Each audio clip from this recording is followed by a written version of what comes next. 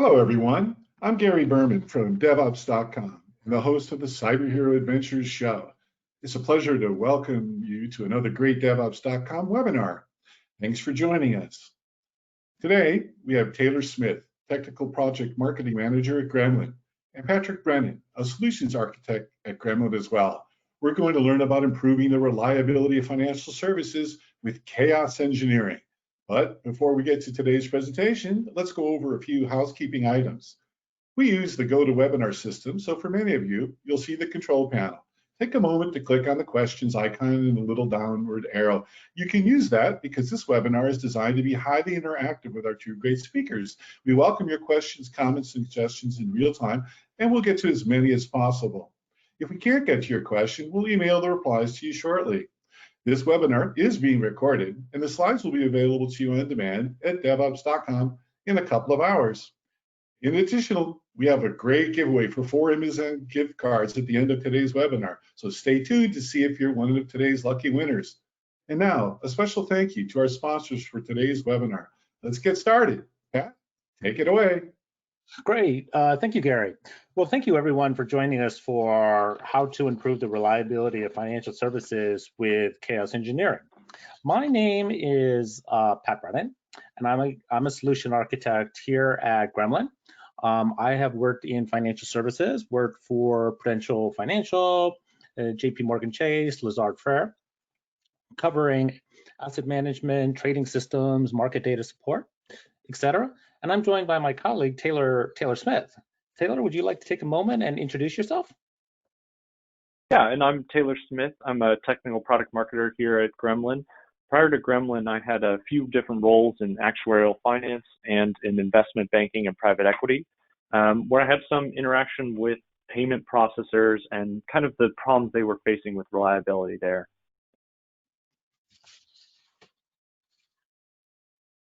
To kind of start us off, I wanted to bring up this quote where consumers have become accustomed to real-time and personalized services and expect the same of digital banking solutions.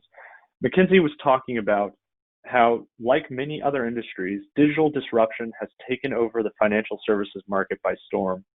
Customers now expect real-time, personalized services with a flawless user experience. And some of the initiatives behind that were financial services like retail banking, personalized trading, wealth management, and insurance are now facing pressures from fintechs to digitize and move faster, adding features and more robust systems as they move to systems like the cloud. They're adding open API, always available systems that are now 24/7. There's no update window on the weekend. They're available on the desktop and mobile. They're customized to regional preferences, and now they're backed by advanced analytics so that things like loan issuing is done much faster, and analytics are used for things like fraud prevention. And this whole system is built on modern core systems, which allows banks to make their customers much happier, and it lowers costs, which sounds too good to be true. The problem that a lot of legacy banks are facing is they have these spaghetti architectures that are built over 40 years, where they have pieces that were tacked on, features that they added later on, all built on these mainframes or legacy databases that they have on the back end. And the core systems have not been updated for years.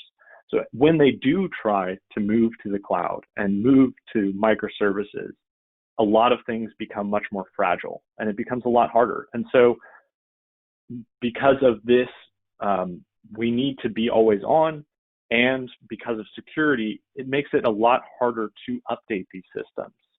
Meanwhile, fintechs like Robinhood and Betterment are receiving 30% growth in investments. And this is the competition that we're facing. And in the financial services market, uptime is not a differentiator, it is a requirement. We heard from one of our customers, a VP at a large investment bank, that we're not talking about nines, we're talking about 100%. That is the demand of banks in this modern world. Trading applications, if you have any downtime, you can miss a major market swing. If you're a retail bank, outages mean your customers can't buy things, or they can't pay their loans, and they can't deposit their money. If you're a lender, an outage means you can't receive payments or issue new loans, and that's a huge problem. Some examples of this that you may have heard about that have made the news. In 2019, payments services provider called Total System Services had an outage. And because of hidden dependencies, it brought down a bunch of major United Kingdom banks like RBS, Nationwide, and Tesco. Their entire applications just crashed because of this single dependency. And this was during peak time for paying monthly bills. Similarly, in this year, during COVID, there was a major market swing, and Morgan Stanley had an outage in their wealth management platform right during a major market swing. And to credit Morgan Stanley, they did make their customers whole. They paid them for the differences in any stock that they were trying to purchase if there were movements, but that was at a cost to Morgan Stanley. That's definitely not ideal. So when we look at the cost of downtime, cost of downtime can be broken down into a number of different components. We often think of lost revenue, that inability to make deposits or trades. As Taylor just mentioned, Morgan Stanley wasn't able to do certain trades and had to make good on those trades. That's a significant amount of revenue loss that was incurred. But we also have things like customer churn. So today, more than ever, it's easier than ever to go and switch to someone else. So an outage and that customer churn, customer loyalty is a bigger and bigger issue, which is why one has to have, as Taylor pointed out earlier, 100% uptime as articulated by this VP at one of our customers. There's the lost productivity issue. Now, lost productivity is an interesting one because lost productivity can be broken down into two different aspects. We can do the time spent doing triage. So what happened and what are we doing to fix it? So that's the immediate issue. And then the other issue is lost productivity on day 2. When we look at lost productivity on day 2, that's going and doing postmortems, it's looking through logs, it's taking time to figure out what happened. There's a lot of costs associated with that. It's applying the fixes because we have to dig through that as opposed to working on new business initiatives. And then in addition to which, there are fines. So today, there are fines.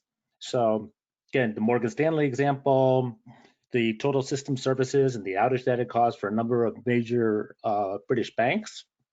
But we're seeing that the UK has begun to apply charges and fees. So Taylor's going to take a moment and talk about the Bank of England. So with that, Taylor? Yeah, so in light of all these issues that a bunch of banks in the UK were facing and the outages that caused a lot of damage to the economy, the Bank of England stepped in and provided some guidance in the Bank of England operational resilience paper. The steps that it comes down to is basically identify critical business services. So these are the services that are customer facing, that customers depend on. So your core banking system and your back-end systems are important, but those are really backing the actual bank application for customers to deposit and withdraw cash. Then it's setting a tolerance level for outage time. So the Bank of England recommends that recovery is no more than 48 hours, although they do recommend you use much shorter times to recovery. And that is for any outage, any incident. So no matter how catastrophic, it could be a region outage that like Amazon faced, you should be able to recover in under two days. Then it's not only just setting that tolerance level, it's actually testing to see if your service is able to stay within that tolerance level. And this is where chaos engineering comes in. We'll talk a little bit more about that. And then it's involving management. And this is really critical. So management should know the trade-offs you're making when it comes to resilience, what the cost benefit is to adding an additional redundancy layer or an additional backup. And then it's taking action to improve the resiliency. So once you've identified areas where maybe you're not quite meeting your tolerance level, finding areas to improve, weighing the cost benefits, then making the improvements, and then starting again at step one. And that's the process they recommend, which is actually a very good process. It's definitely best practices. You can go ahead and read more if you want. Gremlin our CEO wrote up a paper on the Bank of England's operational resilience paper that goes into a little more detail here. So what do we mean by chaos engineering? So when we think of chaos engineering, we think of it as a thoughtful, controlled experiment designed to reveal the weakness in our system. And that goes across people, process, applications, and infrastructure. So we look at it really as a way of saying, we're going to create a hypothesis, what we think is going to happen, and then run a set of attacks, which we will talk shortly in our demo about how we can find that. Did we get the expected result? So it's taking a very scientific approach to chaos engineering. So if you go to the next slide, please, Taylor. So when we look at it, we talk about starting with a small blast radius and progressively increasing that. And we want to start small because what we want to do is we want to start uncovering one piece at a time. And it goes to those dependencies. So what Taylor was talking about earlier, how one could find something that wouldn't affect a number of British banks that TSYS had. So if you start with a small blast radius, start with one system, start with it, run a test, say, I'm going to crank up its CPU, and I'm going to see if my autoscalers kick in. We've seen scenarios where CPU does go above a certain threshold, the autoscalers do not kick in. That in financial services today is more important than ever. Due to COVID, the last number of months, we've seen enormously wild swings in the markets. 2,000 points here, 2,000 points there, multi-thousand points in terms of from the low to the high. Well, we want to make sure our auto-scaling policies are working, that it ramps up maybe faster or cools down slower so that our systems can handle the load, the transactions that are occurring, that our customers are doing. So we want to start with that. And then as we identify a weakness, we want to correct that. And we want to go and then expand that blast radius. We want to expand that blast radius so we can start to identify dependencies that we didn't know were there. This is very different from KS Monkey, which you may have heard about. The KS Monkey is more randomized attacks. This is taking a completely different, more scientific approach of doing it in a methodical way, just as you would when you are looking at medicines, right? When you look at medicines, you're looking and saying, okay, I'm running a medicine and I also have a placebo control group. We're talking about taking that very kind of same scientific experimental approach so that you can see what those results are and go and control those results.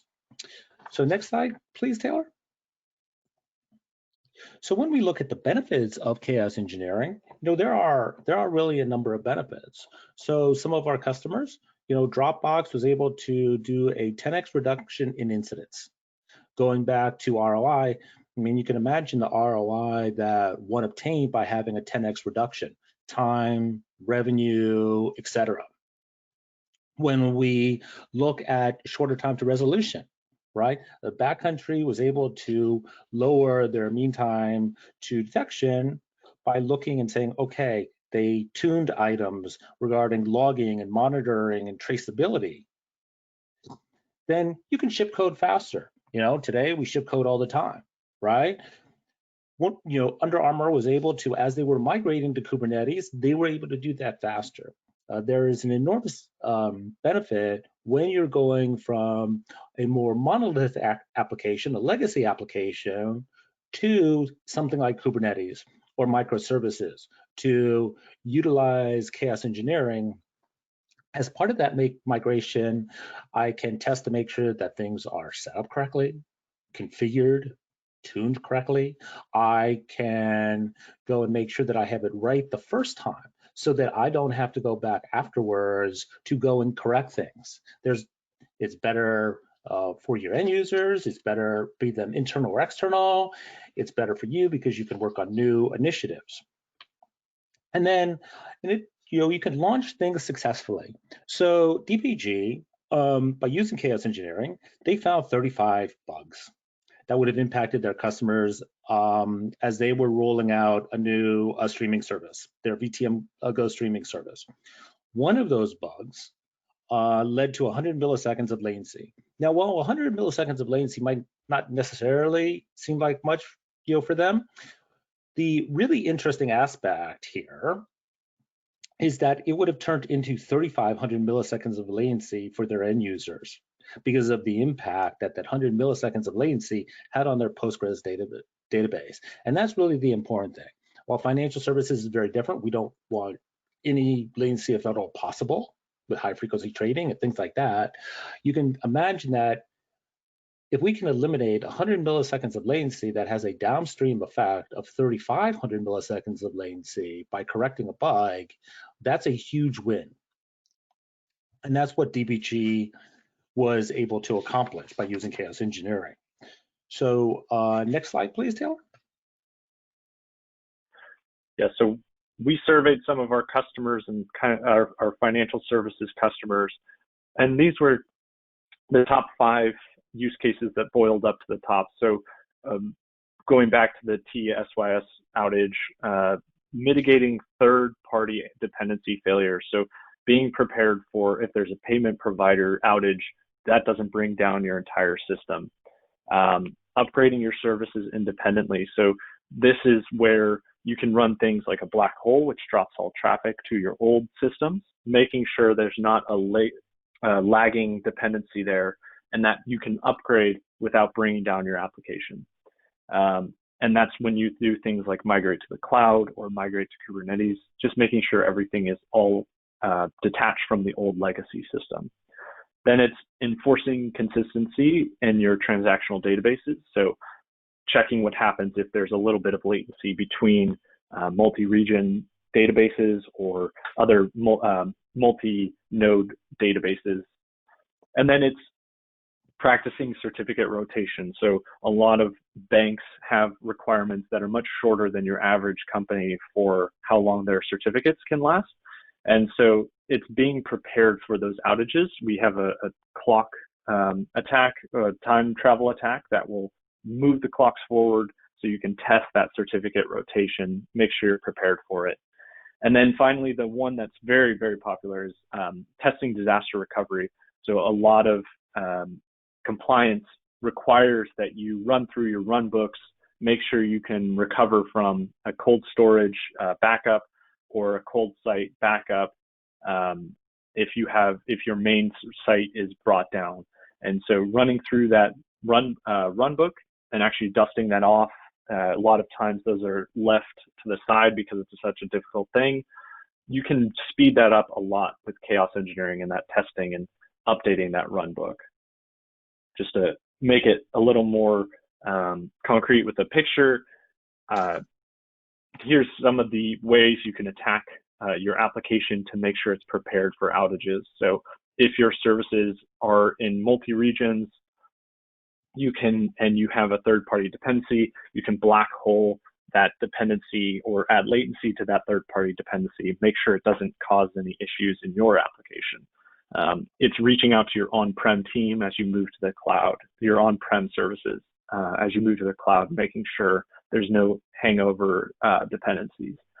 And then it's testing when you add a little bit of latency or shutting down a single region, it's being able to prepare your other region to take on the traffic if it's hot, or spinning it up if it's cold.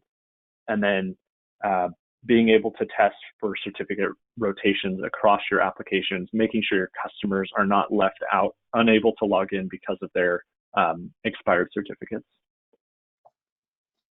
Now, Gremlin was built, the reason why we recommend Gremlin is it was built with 4 key tenets in mind. It was built to be simple, where our API and our UI are very intuitive to use. It's easy to tell what you're targeting. We have lots of tags and ways to target very specific pieces of your architecture. There's safety mechanisms where we have a halt and roll back button. We also have things like status checks where if your monitoring tool is already picking up an issue or picks up an issue during the attack, it can automatically halt your attack and roll back any of that impact. It's secure. We're SOC 2 certified. We've been audited. We have RBAC, MFA, and SSO controls in the application.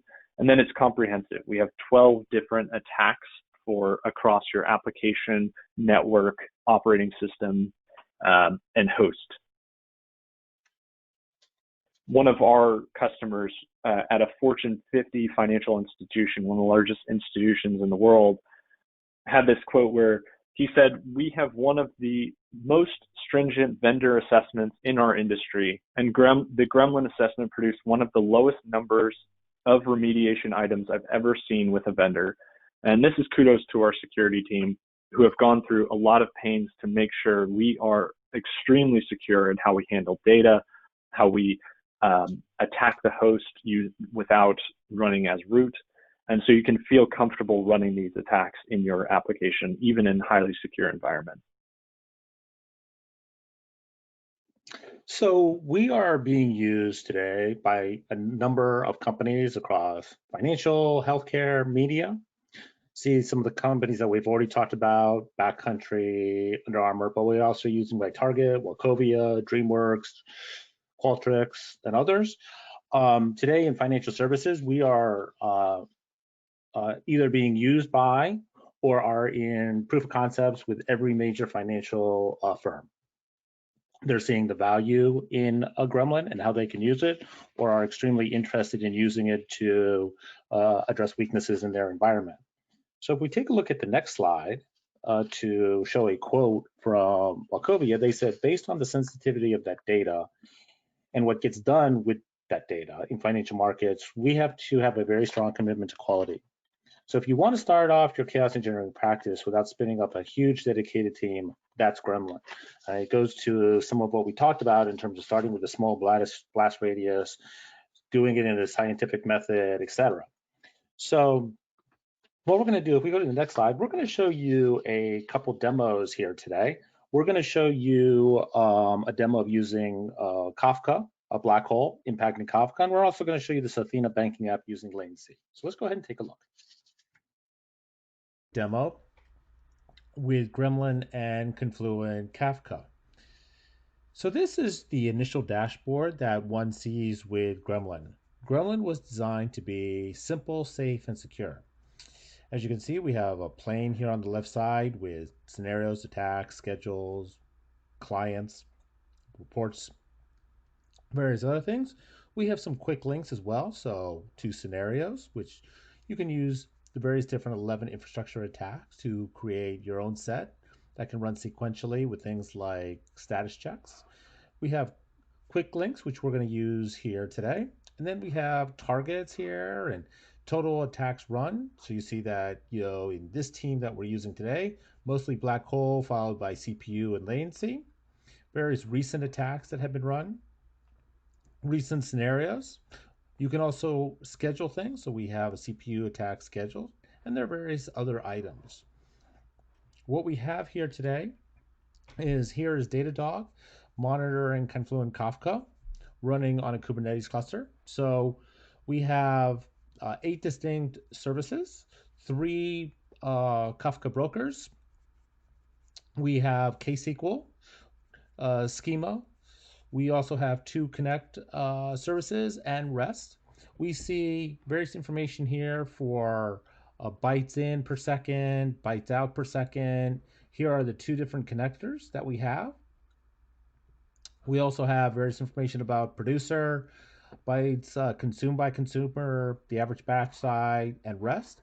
Over here, what is scrolling here is a live stream from Twitter. We also see that we have 0 for under replication partitions, 0 offline partitions, and 0 partitions under min ISR.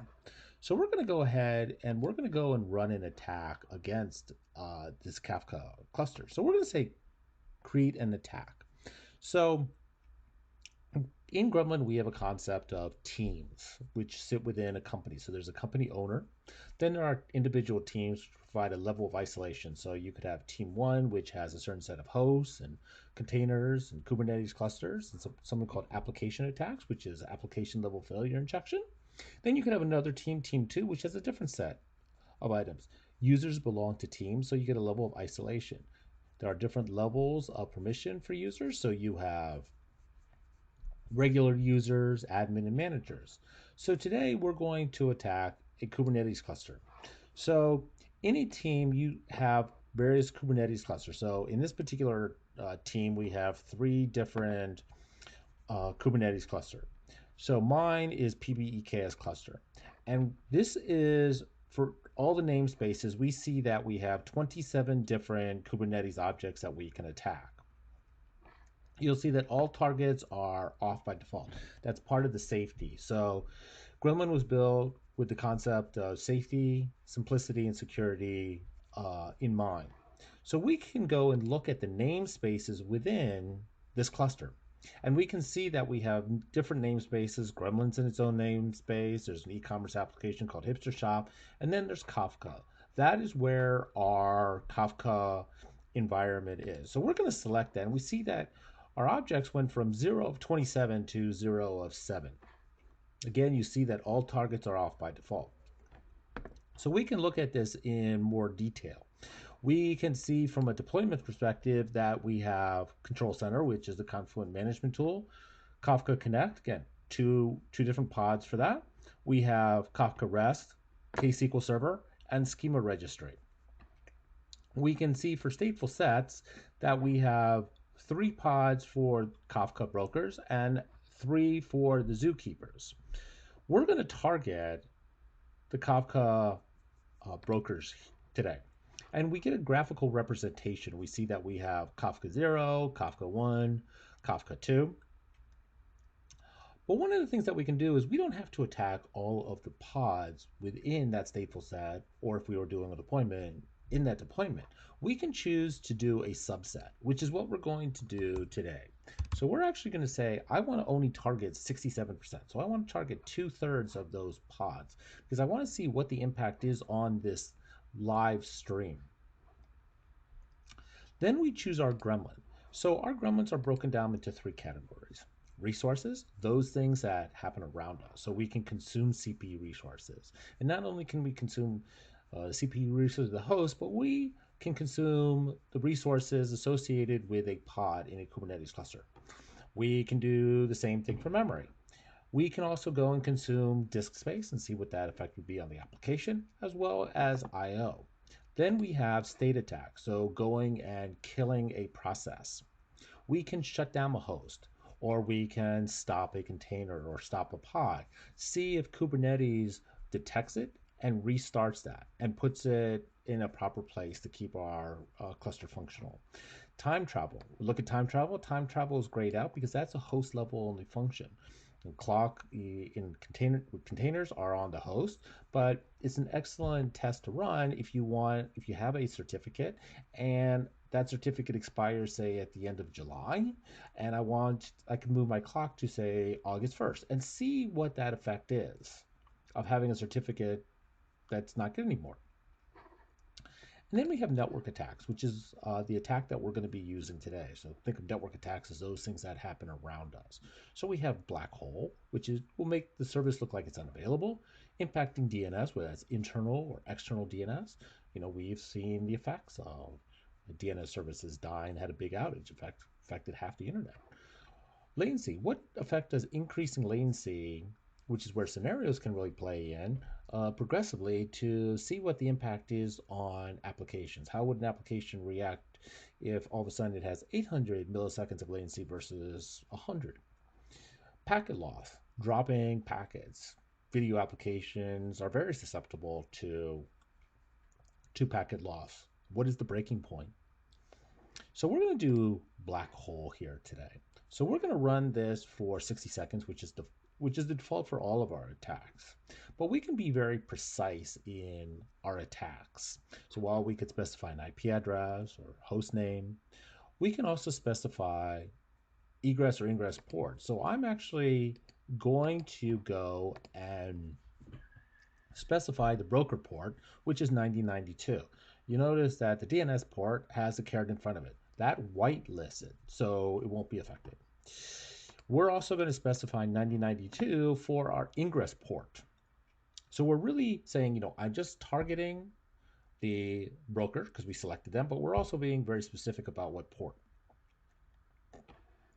So we're going to go ahead and unleash the gremlin and see what that effect is. But before we do, I just want to kind of go and show you that everything from the Confluent perspective in our monitoring dashboard looks really, really good. This is exactly what we want. So let's go ahead and unleash the gremlin. So we're unleashing the gremlin, and as we unleash the gremlin, we get various information here about it's a black hole, Kubernetes attack, this host name is whitelisted, this is whitelisted, this is our attack pod, running it for 1 minute. It's going into a resolving, it launched, it tells me that my ID kicked it off. We see a 1 up here. So, this is again giving us information here that we can, take a look at. So we see here, now that this has gone into a running state, that our data stream has stopped. And we see within our dashboard that we are starting to see effects in our data.dashboard. So we see that bytes in per second and bytes out per second by broker are going down. So we're starting to see that effect. We also see that byte rate by producer is also starting to go down. So we're starting to see impact of the attack that we're running. So we are validating that our monitoring tools are alerting.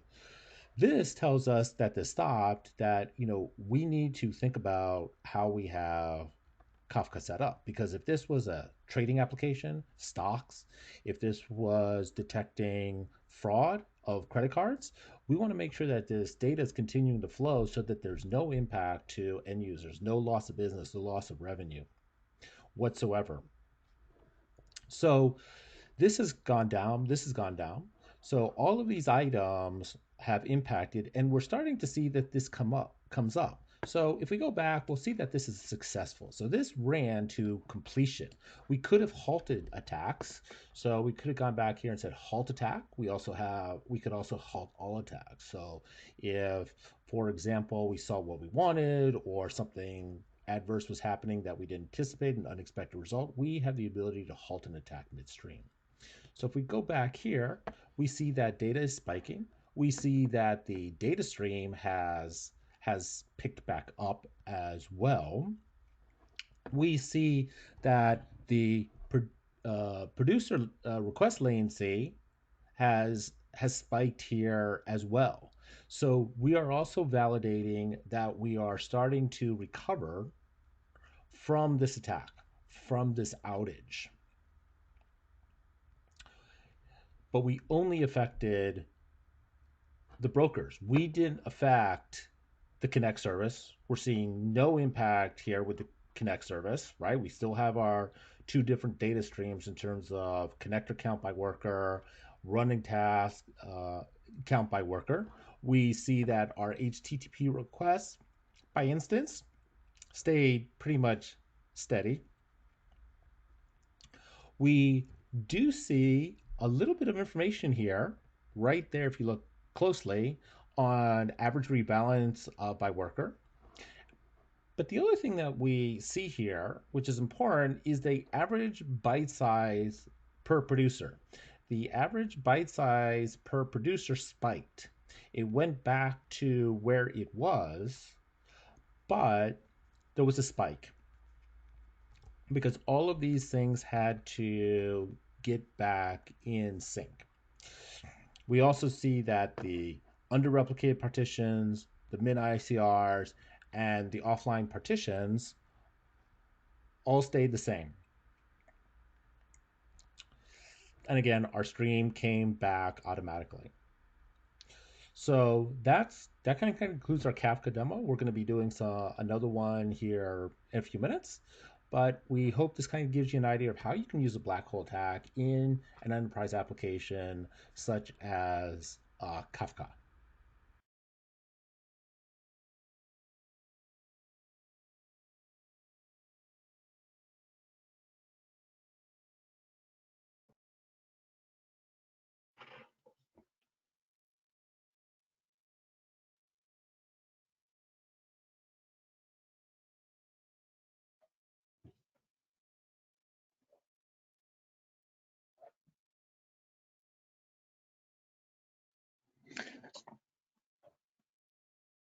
So we're just going to go and bring up the this other demo app now, this Athena banking app. So just give us a moment while we go ahead and bring up the second demo here. Thank you.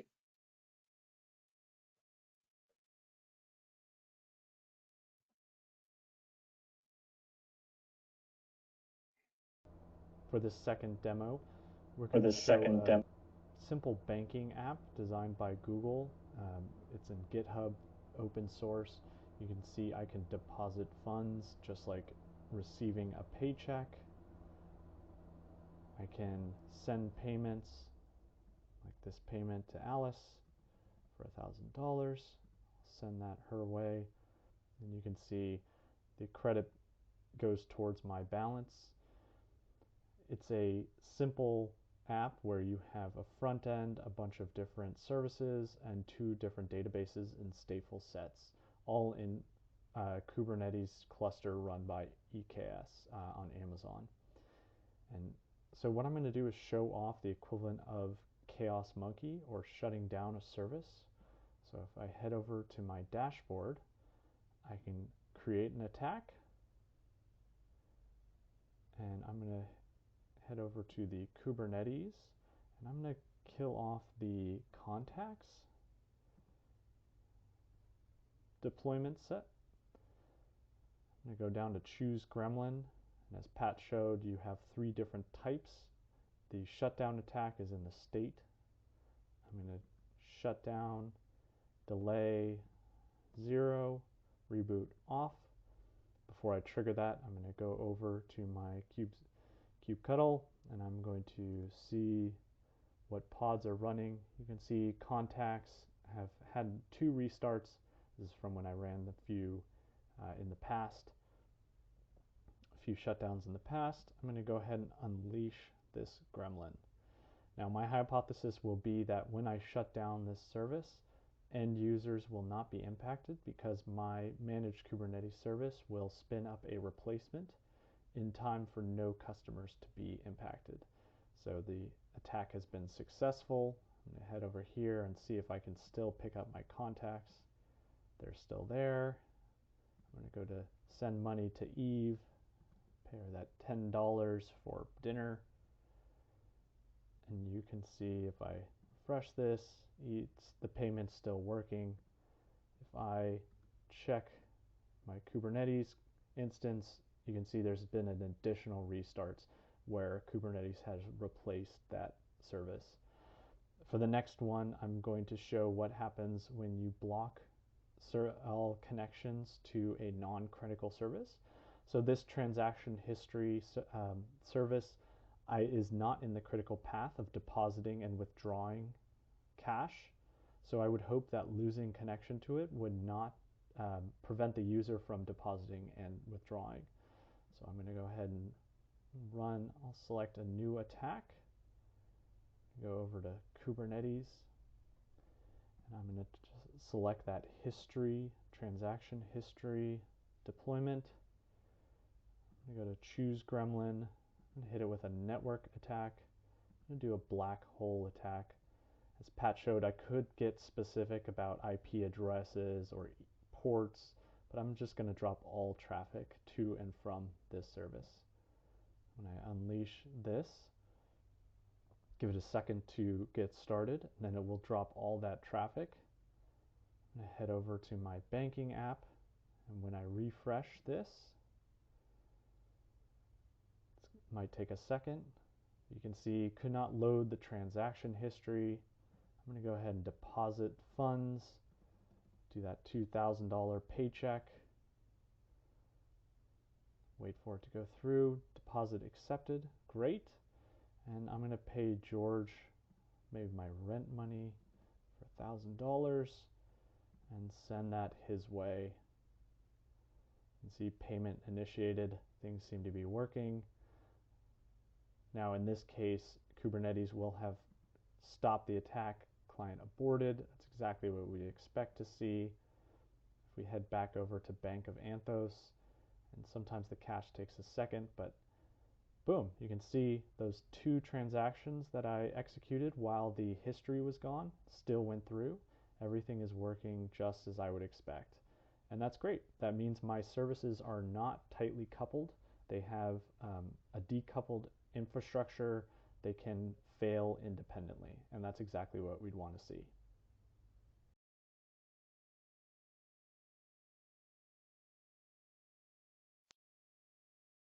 So those are two. Apologies for that. Those are 2 examples of the Gremlin platform. Obviously, there are a lot more. At this time, we're going to go ahead and take some questions. If you do want to learn more, you can always head over to gremlin.com/industries/finance, where we have very specific content to the finance industry. Well, thanks so much. That was absolutely fascinating. We have some really interesting questions. Gentlemen, is chaos engineering typically applied to DevOps or to the entire system?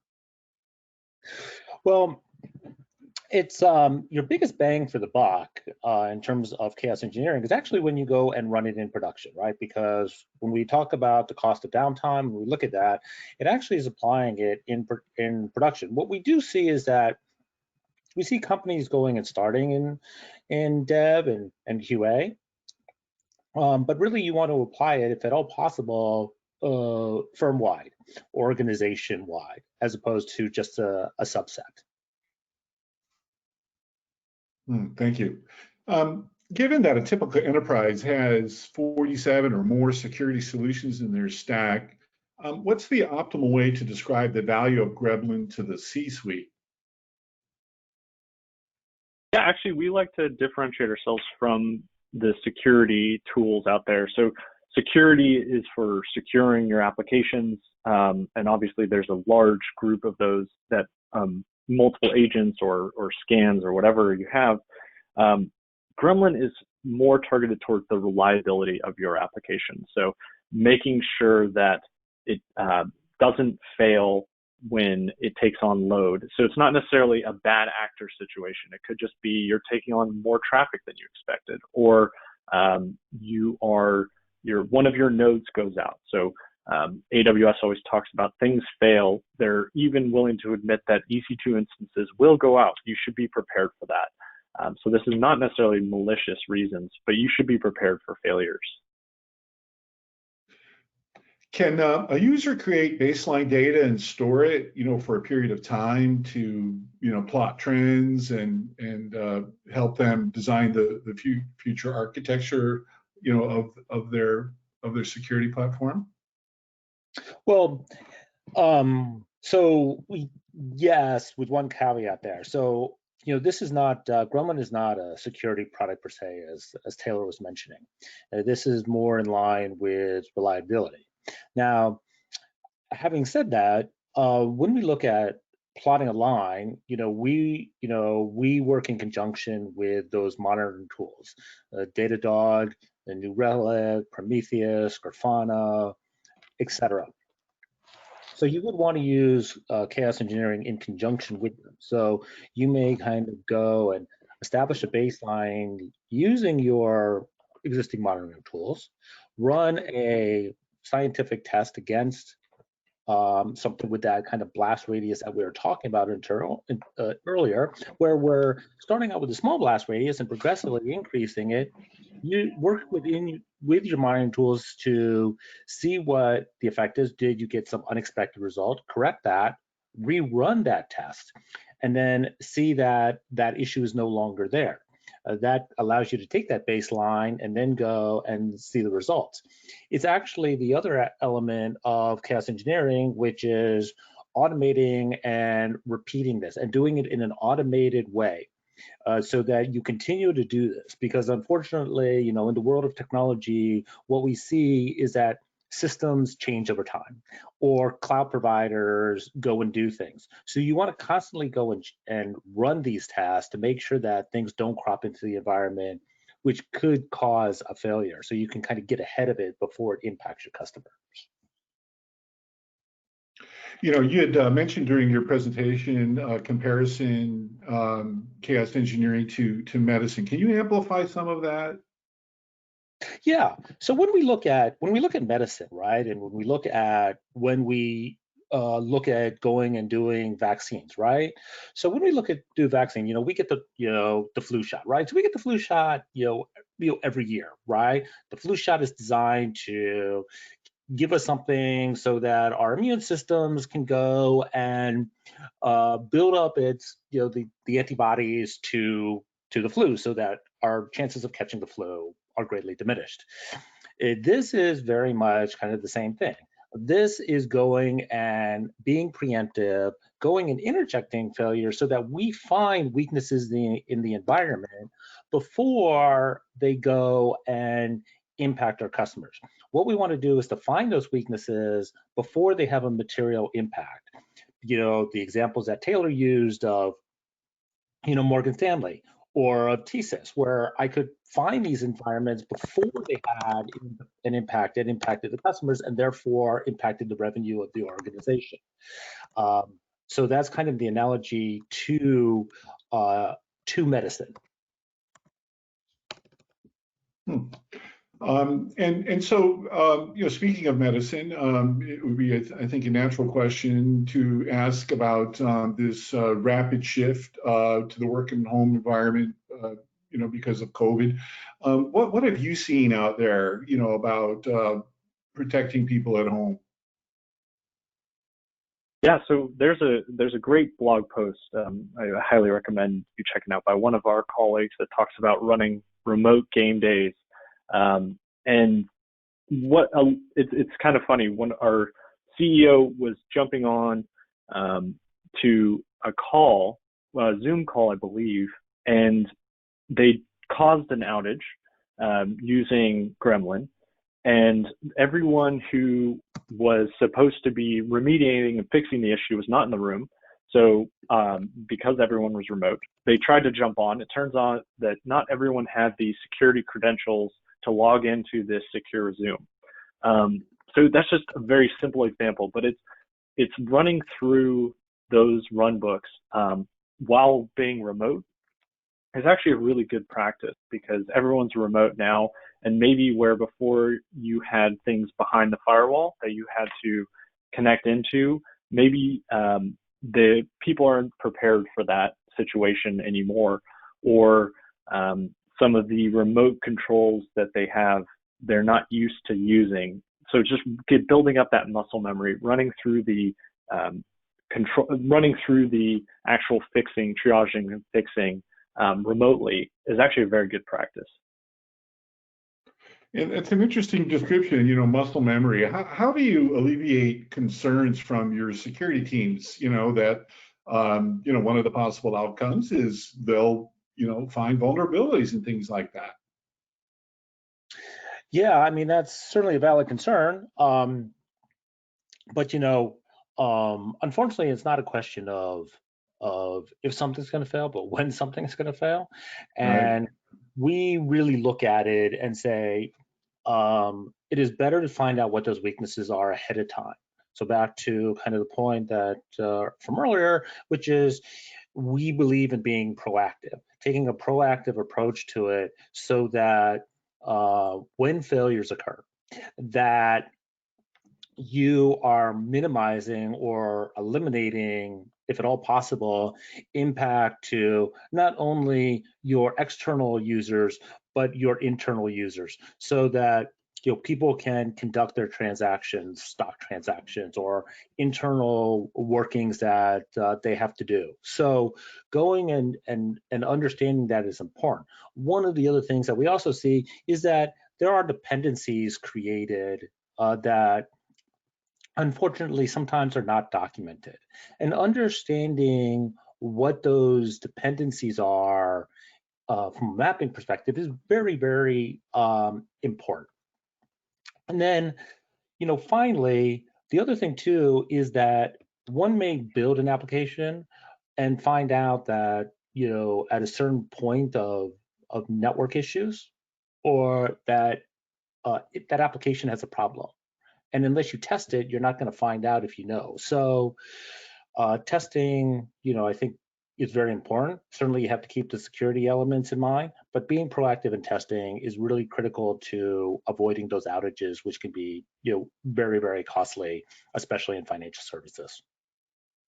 Yeah, interesting. And also muscle memory, kind of aligns very well with your notion of dependency. So that's terrific. What's the cost model and licensing and the support structure for Gremlin? I mean, how do folks work with you? Is there a different model supported for developers versus production, for example? Yeah, so we have 3 different pricing tiers. We have our free, our starter, I guess 4 if you include free. So free, our starter, our professional, and our enterprise pricing tiers.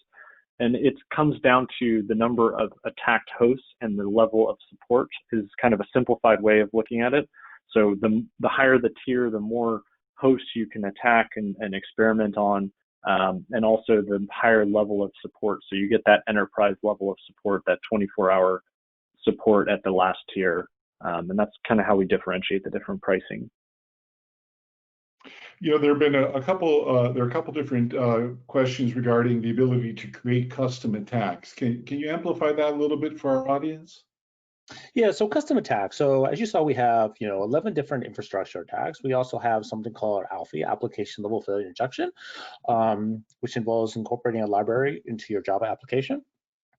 So to create custom applications, the way that we do it, the way that you would do it, would be to go and take those attacks. So we have scenarios. So you could go and say, okay, I want to create a scenario starting with 100 milliseconds of latency, then 200, then 400, then 800, then maybe 1600. And I could have what we call status checks to make sure the application is still functioning between those attacks. So you can see where the failure occurs. The other thing that you can do is to mix attacks. So when we think of a network, we might see progressively increasing latency in a network. So 50 milliseconds and 112 and then 210, and then our network, and then say 500, then our network just stops working. So you can combine different attacks. So you could have number of latency attacks plus a black hole attack. Or if you wanted to really, cause the CPU, the CPU could consume CPU and memory, and you could do that sequentially. So you can use these 11 different attacks to go and put them together to create new attacks. The other thing that's important too is that we have a full API. So everything that Taylor and I showed you in the GUI today can be done from the API. So you can use the API and the CLI to go and create scenarios. You can call that from existing applications that you may have. We have customers that are going and building it into their CI/CD pipeline and making it, part of their CI/CD pipeline, which kind of goes to, rolling out applications faster and so forth. So that's fully available to you as well. Is ALFI included as part of the Gremlin license, or is that an add-on? ALFI is included as part of the licenses. Correct. Oh, yes. Great. Do you have any plans to add SLO management, something similar to, KSIQ? So we don't. I was going to say we don't have any public plans to do that. We do have customers who have used us in conjunction with monitoring tools like Datadog, to kind of set up their SLO monitoring. Yeah. Great. Are your current Gremlin software and agents geared more towards cloud-based, apps, or is it more like local app servers rather than, network appliances and infrastructure? We work with both the cloud providers as well as on-premises. So, if you have systems on-prem or in the cloud, we work with both. There are certain situations. So, from an architectural perspective, and we do install an agent on the system that allows certain attacks. Now, for certain applications like an appliance where an agent can't necessarily be installed, you can certainly do some attacks. So, for example, just as we targeted the port, the egress and ingress port on the Kafka demo, you could do that for, say, an appliance, with a sealed box, right, sealed environment, and affect that environment and the data. So you could look at it and say, I have some systems where I can't install the agent on, but I want to block the port, and I want to test to see how deep my queue depth is.